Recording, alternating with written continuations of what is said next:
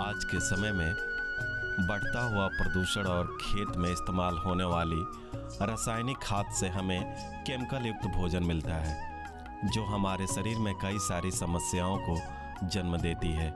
इसी वजह से लोगों का रुझान अब जैविक खेती की ओर अधिक देखने को मिल रहा है। जैविक खेती करने के लिए वर्मी कंपोस्ट का सबसे अधिक इस्तेमाल किया जाता है, क्योंकि यह खाद बहुत ही कम समय में और कम कीमत में तैयार हो जाती है। केचुआ खाद को ही वर्मी कंपोस्ट कहते हैं। यह कम समय में तैयार होने वाली उत्तम पोषक तत्व युक्त खाद है। वर्मी कंपोस्ट को तैयार करने के लिए वनस्पति व भोजन के कचरे का विघटन किया जाता है। इसमें सल्फर, पोटास और नाइट्रोजन की अधिक मात्रा पाई जाती है। केचुआ खाद की एक खास बात यह भी है कि इसमें बदबू नहीं होती है, जिस वजह से वातावरण भी स्वच्छ बना रहता है। यहाँ पर आपको केचुए की खाद बनाने की विधि के बारे में बताने जा रहे हैं। जानते हैं केचुआ खाद बनाने की विधि।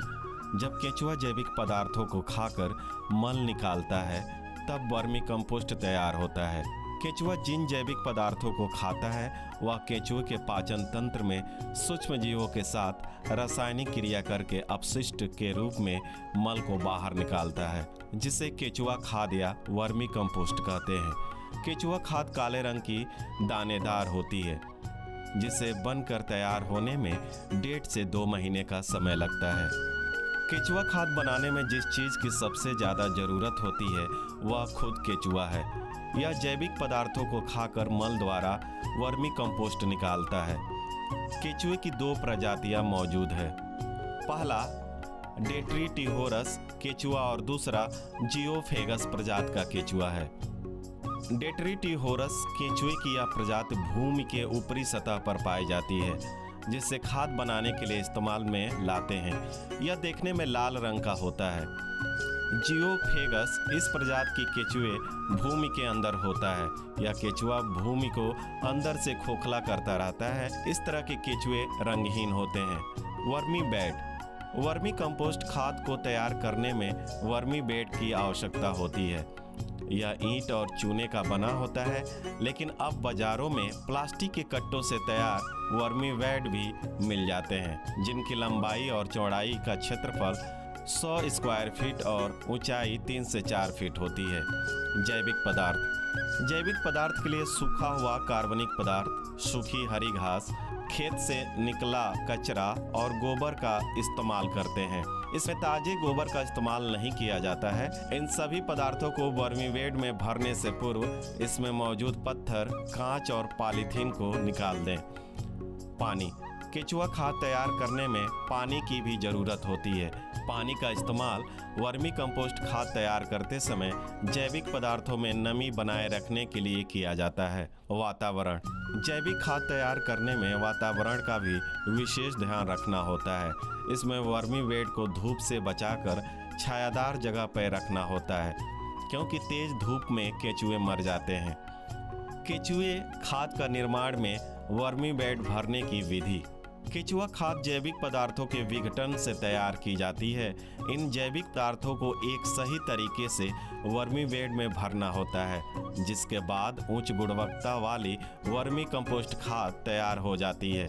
यहाँ पर आपको वर्मी बेड भरने का तरीका बताया जा रहा है। सबसे पहले जैविक और कार्बनिक पदार्थों के बड़े टुकड़ों को तोड़कर छोटा कर लिया जाता है।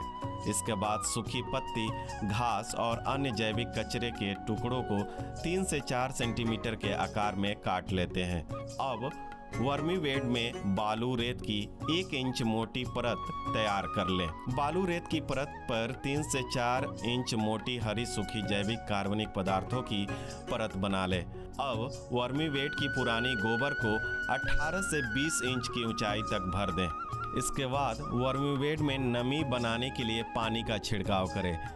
इससे तापमान सामान्य रहता है। इसके बाद वर्मी बेड को पुआल से ढक दें या फिर किसी छायादार जगह पर 2 से 3 दिन के लिए रख दें। इसके बाद वर्मी बेड में तकरीबन 500 ग्राम का 5000 केचुओं को छोड़ दिया जाता है।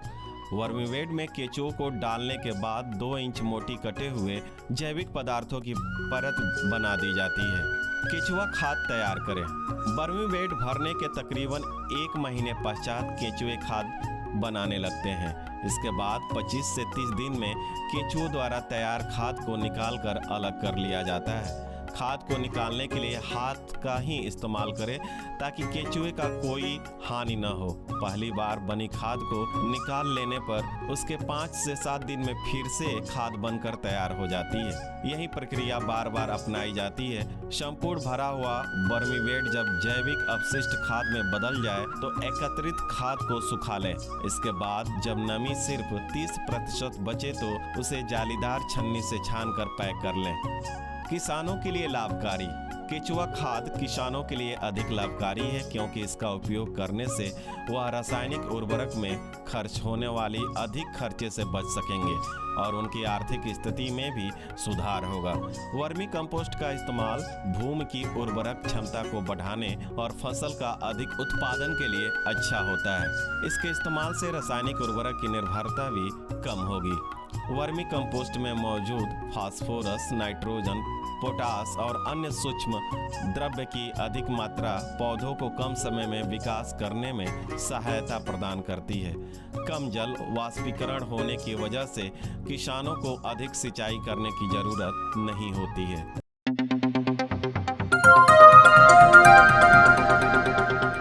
बजाओ जरा झूम के बजाओ, बजाओ बजाओ जरा झूम के बजाओ।